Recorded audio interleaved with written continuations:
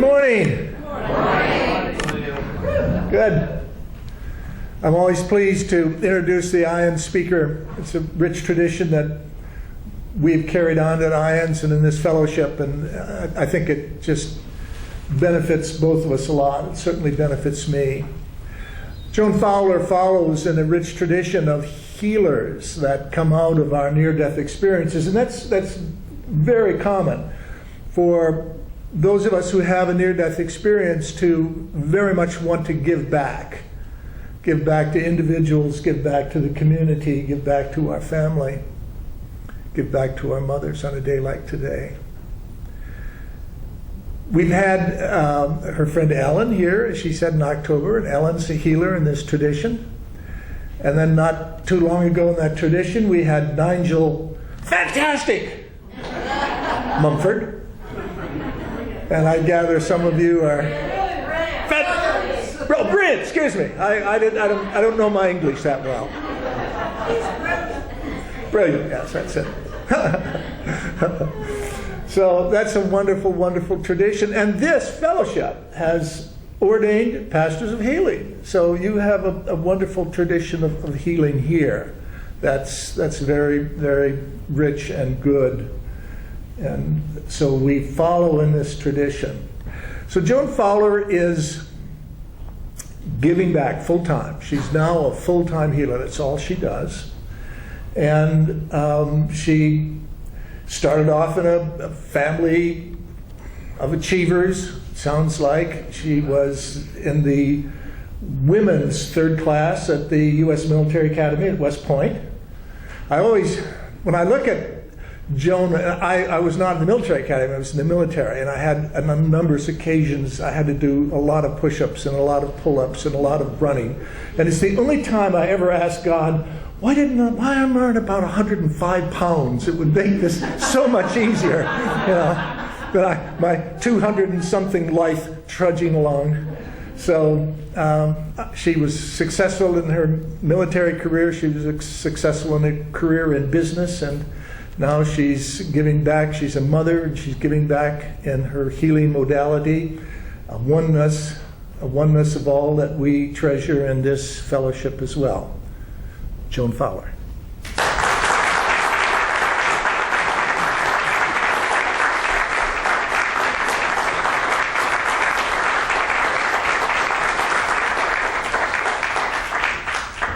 Thank you so much for that warm welcome. I'm not used to speaking on podium style, so you may see me. If you can't hear me, just say, hey, I can't hear you. I want to honor you today on this auspicious day. I'd like to say Happy Divine Feminine Energy Day. It sounds like a sports drink, doesn't it? What I'd like for you to do, just as a group exercise to sort of get us all revved up, is turn to the person next to you in just a moment. And, divine feminine energy is new beginnings. It's birthing. Whether you've birthed an idea or you've created a new project, it's the energy of creation. And we all contain it, whether we're female, whether we come in as female or male. So what I'd like you to do in just a couple of minutes is turn to the person next to you and tell them something awesome that you've done. And as you receive that, whether it's you've birthed a child or you have created a book, what you need to do is receive them. So you can say a couple of things. One is aho, that's Native American, or amen, brother or sister, or hell yeah. So just take a minute right now to do that, to turn to the person next to you and honor yourself and honor them.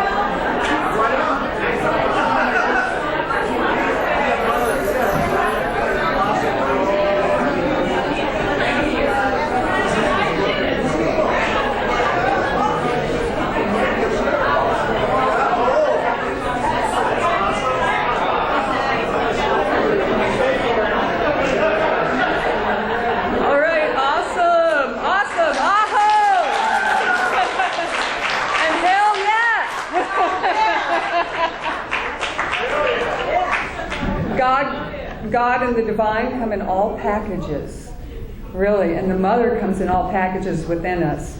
We all have that within us, and we're bringing that creative spirit to today.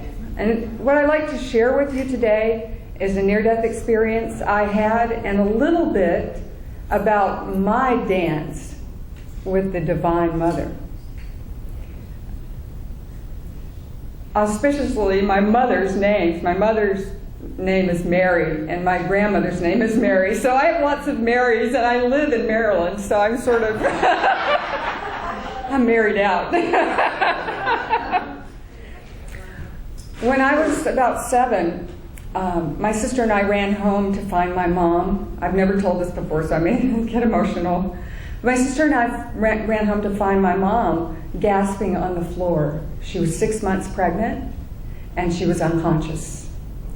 And the person who was cleaning our house that day had run to get the ambulance. And that I don't know why, but she ran across the street. My sister, who was 6, had the foresight to call my grandmother. So she was on the phone at 6 years old. Mammy, you need to come because Mama is unconscious. And I don't even know where she got the word. I was just like, what's that?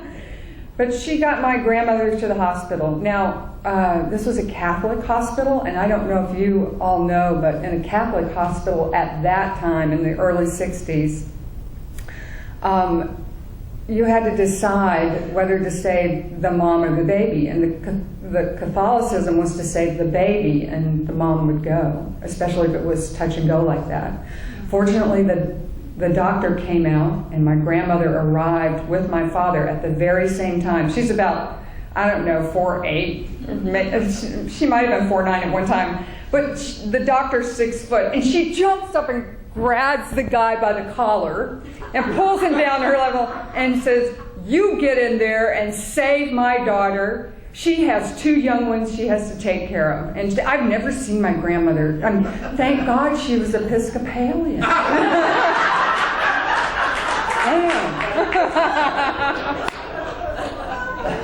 Anyway, my mom was really sick after that because she contracted hepatitis from the 2 blood transfusions. And so every night, as a good Catholic, I said an Our Father to pray to God, and I also said Hail Mary. So I did those, like, I must have done like 100 of those a night, one after the other, one after the other, and that I would do anything I could to make it up to them. Just don't let my mom go, because I really needed her. And when I look back on my life, I don't think I could have done without her.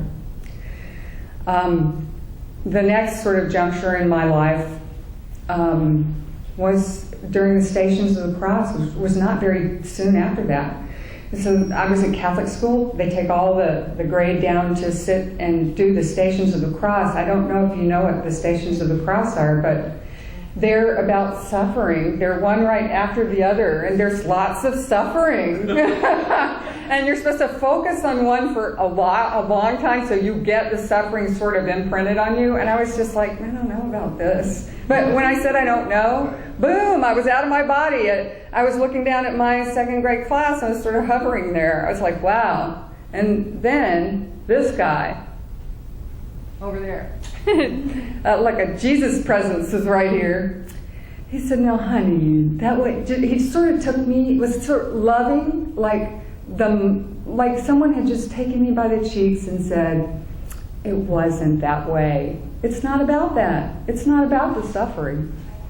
And he sort of gently took my face and guided me over to the area of the Virgin Mary, which was in the chapel and didn't have a lot of suffering going on, devoid of all the Stations of the Cross. So it's about love is what the message was. And, life went on, and I sort of got that even as a child, and it really helped soothe my angst about losing my mom, of almost losing my mom. Because even though I hadn't lost her, I was still anxious about it. And then life went on, and when I was 29, I was under a lot of stress. I was working 60-hour weeks. I was trying to do a professional sport career on the weekend, and as much as I could, I was out cycling because I was doing triathlons, which are they're labor intensive, let's just face it. But so as I was cycling on Pacific Coast Highway one day, beautiful blue skies, fresh air, and then boom, I'm out of my body again. I didn't even know it, but a truck had hit me from the side. And oh, by the way, I wasn't wearing a helmet. It wasn't cool. It's real cool now, but it wasn't cool then. And I remember coming out of my body and looking down and just seeing people kind of milling around. And I thought just for a split second, my goodness, they're not trying to help me. That's interesting. It wasn't like I was sad about it. It was just I was observing it.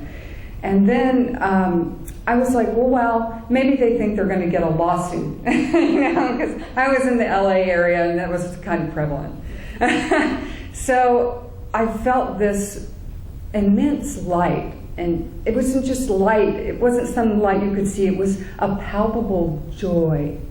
And I felt like I was being drawn to it, like it was a magnetic thing that I couldn't even look back where I was. I was just consumed by it. It was what I think we call the living light. It was all in me. It was within me and outside of me. And it was almost, I couldn't see my parts. All I was pure consciousness. We have a funny, Ellen was telling about her near-death experience one day, and a lady in the audience said, "Did you have legs?" But it's an immense feeling of joy. And you, in an instant, before you can even ask a question about, I wonder, the answer comes. And so the answers for me, the questions I was wondering about, were about life, like the big ones. Well, why are we here, right? We're here to experience this existence. We're here to have this perspective and to live with joy. And yeah, there's some downsides, but that's only so you can have a little contrast so you know where the upside is, right? And then I wondered, how did we create this? And the answers started coming, that we're all creating. We're all embodying the Divine Mother in this moment, in each second, in each now. You embody the Divine Mother. That's the power of creation. That was within all of us, and that we all had the ability to create each moment in our life. That nothing was outside of us, that those experiences were not separate from us, that the universe was not only appearing outside of us, but that it was within us. And that we are a reflection, really, truly, of each other. And I remember dwelling on that as my last thought. And I thought to myself, this is so great. I don't want to go back. And I started hearing or knowing, oh, you'll want to go back. And at that moment, they said, or the universe said, or I said, what about your mother and your grandmother? And at that moment, there was a strong sucking sound. I saw the ambulance pulling into the hospital. I saw a guy who was frantically above me. This guy was just in shock. Felt like something he had done wrong. I was, as if I was coming back, I was coming right through him. I could feel everything physically he was experiencing, all his angst. He felt like that he didn't do enough to save me, that it was his responsibility to die, and then I was in my body again. And he said, wow, we almost lost you. I was like, man, too bad.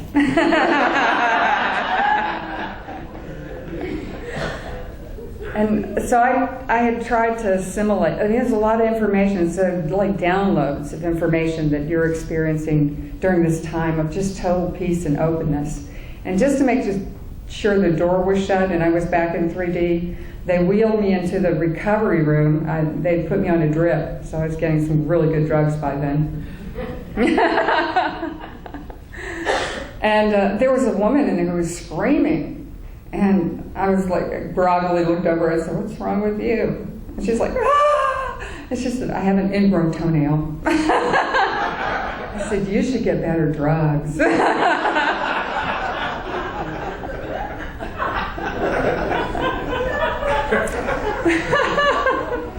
Anyway, I went on living my life.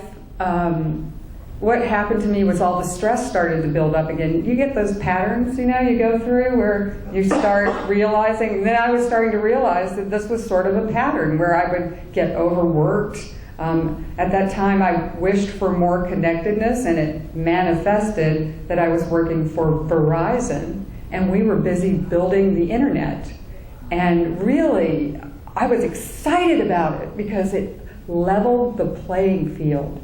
It made knowledge available to everyone. When I was in my near-death experience, that's what I knew was available to us. And now on 3D, it was happening. And all these connections were being made. And oh, by the way, we were getting rid of wires, and we were using light, and it was going through the air. And I had seen that in my near-death experience, that that's how we communicate.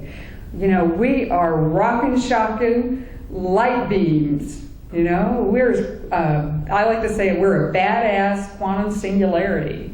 And we're creating in every moment. And when you really understand that, then your day becomes easy. The lessons that come, they come faster, and you understand them. And like me, I was starting to recognize the patterns.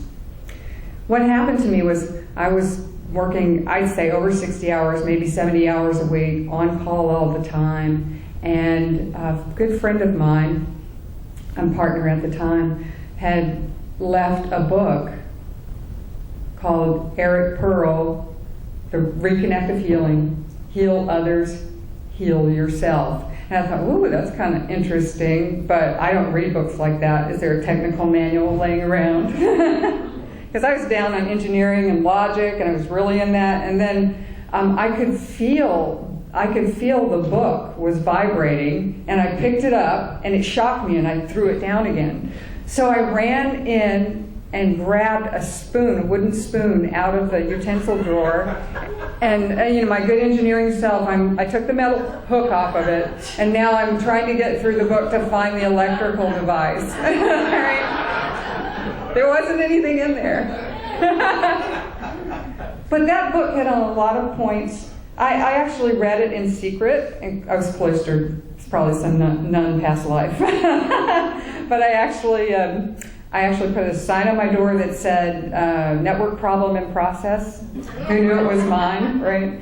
And do not disturb. I didn't want anybody, I was sort of undercover. I was really, I didn't want anyone to know that I was reading, my friends call me a woungineer now. I didn't want them to know I was reading these kind of books. But what happened was, I had a healing session, and that same feeling of peace, of love and light came back. And I actually heard during the session, you are this, you are love, you are light, and this is your birthright, really your inheritance, to know that about yourself, and to know the great creative being that you are. Right? You get an aho and hell yeah to that, right? Yeah. So from there, I went on to I went to a seminar with Eric, who was author of the book, Eric Pearl. And I found out that this healing was simple, that what it required was your presence, your awesome, aware presence. It didn't require diagnosis or treatment.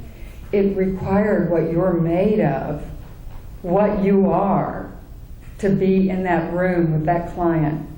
Not trying to figure it out, because when you try to figure it out, you enter a place of distortion. This was clear, aware presence. What Eckhart Tolle likes to call the power of now. And each moment. And your purpose is to be, not to do. I guess the best analogy I can give is, when your grandchild or your child runs in the living room and they say, wow, Mom, watch my new play or hear my new song. What they're saying is, receive me. And what the person who was coming to me for a session was saying was, receive me. See me in my illness.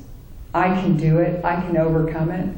Or this illness is my journey, but be present and see me. And it opens up all the possibilities for them. And they get to choose which possibility they want.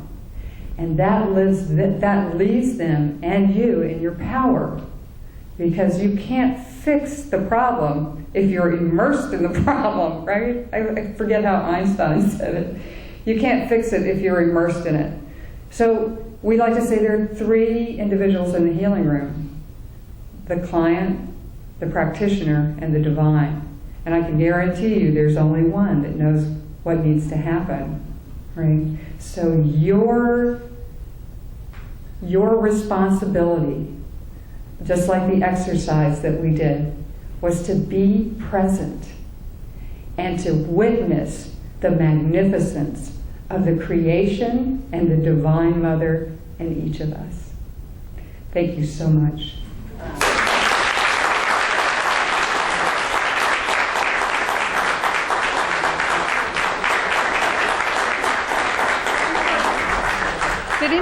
Did anyone have questions or about? Yeah. When you were going through the stations of the cross, and I heard you say, I don't know. Did it not ask you a question?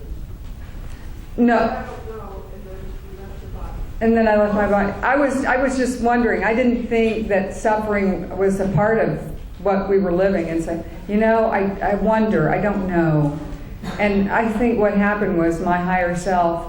As much as we see angels outside of ourselves and guides, I don't want to say believe because that always changes, but my concept is that we have our own inner knowingness. We are that. And when we need help, and I don't know, was my hey, can somebody explain this to me? And what happened was that archetype that I know as Jesus, or you can say it's divine masculine, came and said, you need to reconsider the love. And that's what Mary embodied at that time for me. Today I wouldn't see that. I honestly, I don't see archetypes necessarily. I see geometric patterns and light. And it's not necessarily outside of me. I will see it internally. I think knowingness is, everyone has that.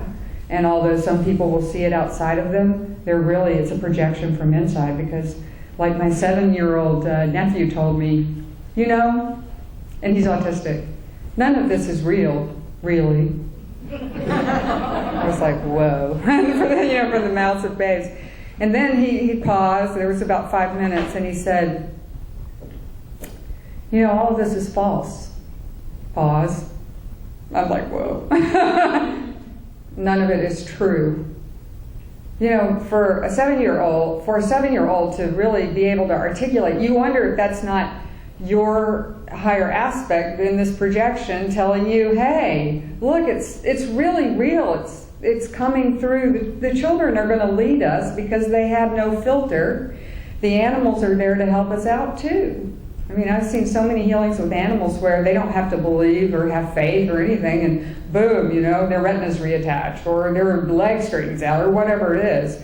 You already know they're not logically involved. So when you can say, even in a healing session, I don't know, then you have all the possibilities before you. When you say, I know, you collapse the wave. Photons, particles, boom, boom, boom, I don't know. I know, you collapse the wave. And then you have multiple possibilities, and then you can still choose from there. It's still a buffet. Yeah. Knock and it shall be opened. Say again. Knock and it shall be opened. Knock and it shall be opened, yeah. Focus and it appears, Yeah. What would you say to the woman physician who is the medical director of the hospice for which I work? Well, if you want to bring this type of work into hospice, or what would be the context? What's the exact question? What is the right perspective she should have for her work? For hospice volunteers, and I I volunteer my time for hospice. That's how I give back to my community. And if I could tell a hospice volunteer anything, is to be absolutely present. Be present. You're bearing witness to this person's life. You know, if they've got something to say to you, a story or something, be present. And don't try to help them with what the judgment is about it, because that's not helpful. What's helpful is listening. That's what you have to offer. When you start trying to interpret or judge it, what it really does for them is it puts them into, oh my God, I must have done something wrong, and now they can't leave. You know, where you accept what they're saying and just bring understanding to it, it takes them through a process of forgiveness. And really, like I mentioned yesterday, forgiveness is the balm of Gilead. And not just forgiveness of the other, it's forgiveness of yourself. You know, for putting yourself in a particular situation, or even if someone's just done you wrong. I'm going to tell a story about forgiveness. My dad, at the time my mother was in the hospital and about to die, my dad had lost his mother at the same age. And he was freaked out and angry. And he was really my mom said, you know, your dad was angry with me for almost dying. And I had, at some physical abuse, suffered, you know, he was angry. I'd done something wrong, and, you know, back then corporal punishment was normal, I guess. I got the crap beat out of me. And I always held that against him, and it was because I really didn't, it wasn't right, I'm not saying it was right, but I didn't have the understanding at the time. And so when I ran into this work and learned that, you know, time was just an illusion, that past lives were really all happening simultaneously, I thought, you know what? That crap that happened to me, I need to go back and investigate it. So I consciously went back to the scene. And it was almost as if it were my near-death experience. I was out of my body. I could sort of hear what everybody in this scene was thinking, what perspective they had, right? I could understand. It was almost as I could beam into my sister's body and watch her watching me. I could beam into my dad's. Oh, that's where it was. That's where the distortion was for him. That's why he was so frustrated. When I came into that understanding, it broke loose something in me that it changed our whole relationship. Because I think that we're so connected, we have no idea how connected we are. And my dad and I, our relationship was repaired in an incredible way, right? So if you have those things, try that. It worked for me. You know, go back to that place, be in the place of the observer, forgive yourself for the misunderstanding, because it is, I mean, the Course in Miracles, I guess, talks about that it is all just an illusion. But forgive yourself in that place, and then just let your consciousness go from one person to the next. I had a lot of prolific dreams after my near-death experience. One of them was a world was in the center of this room, and my consciousness floated in, and around the world were all these eyes, and they were all closed. And as I sort of focused toward them, the eyes would open. Just one set. And it was like an electrical shock that ran through me. I started to get all the information about what was happening on the planet with everyone. And you have that ability too. Everyone does. And then those eyes would close, and then the next set would open. What I was getting was those were my multiple lifetimes, and we've all lived them, these multiple lifetimes, to get different perspectives, to enjoy the ride, you know? And yeah, it's bumpy sometimes, but it's all good. It's all fun. What we're doing is coming into understanding and into a greater connection with each other, so that you don't have to die to get all those multiple perspectives. You can't harm your brother when you know this. When you know this oneness this self as other. That's what I like to talk about. Yeah. One more, Yeah. if there is one. Any more? Any more? Okay. Awesome. Okay. Thank you so much.